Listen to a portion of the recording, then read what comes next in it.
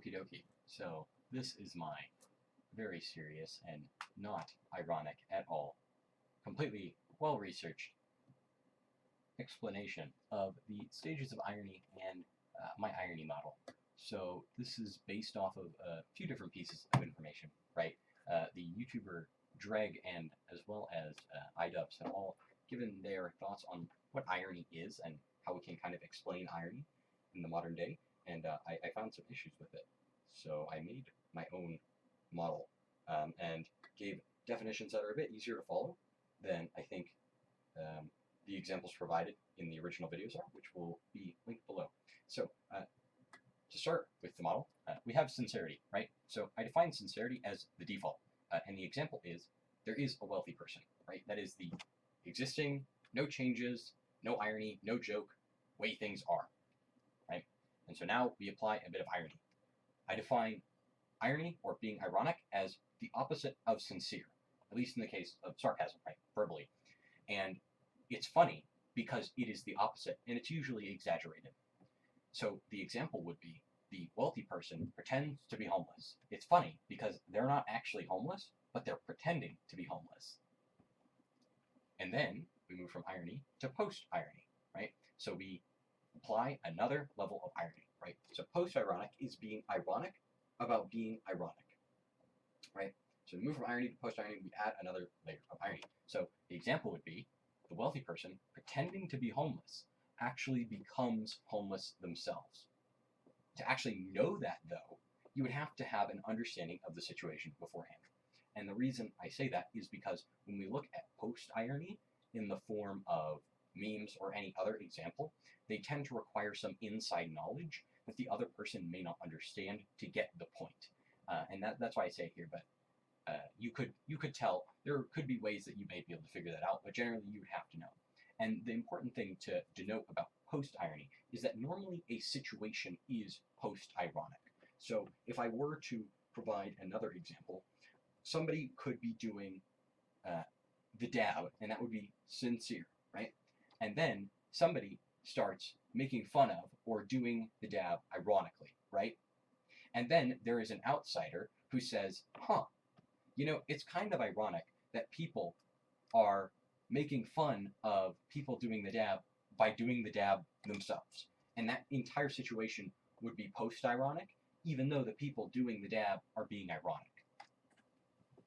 And then I add this ball in the middle. Dreg and iDubbbz both describe meta-irony as like another level, but I think it's an entire thing on its own, which is why it's this thing in the middle here, right? So I define meta-irony or meta-ironic as the obfuscation of the point. The humor lies in the lack of point. It can be applied at any stage as a veil, right? So the example is you as a passerby can't tell if the quote-unquote homeless person is actually homeless or is a wealthy person pretending to be homeless due to conflicting evidence or lack of evidence.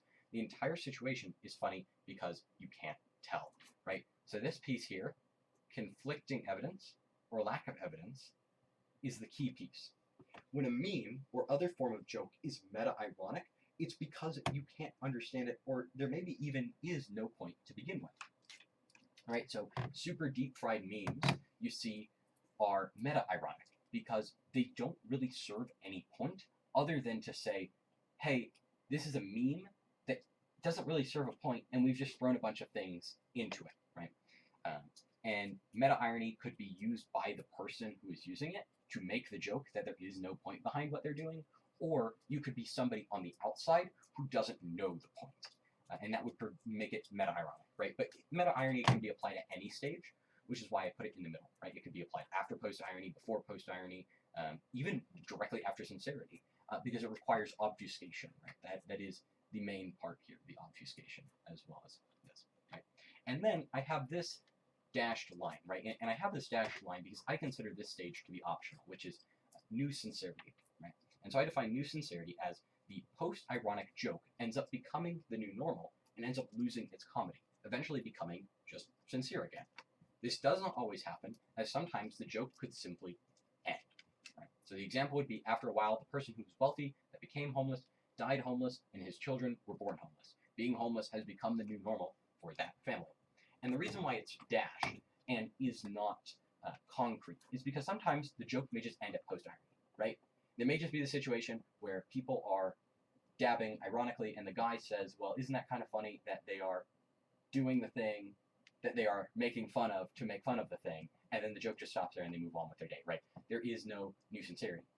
However, in the case of, let's say, like Pog, right, people are making fun of people for saying Pog in real life, and now they're just saying Pog or Poggers in real life. That would be an example of new sincerity. And it wraps around, right, because it becomes sincere again, and then the entire cycle can begin again. And that is the irony model in the basic way that I think can clear up a lot of the confusion that I had. And in some ways, you could even consider the fact that I am making a serious and not at all ironic video about irony to be very ironic. Thank you.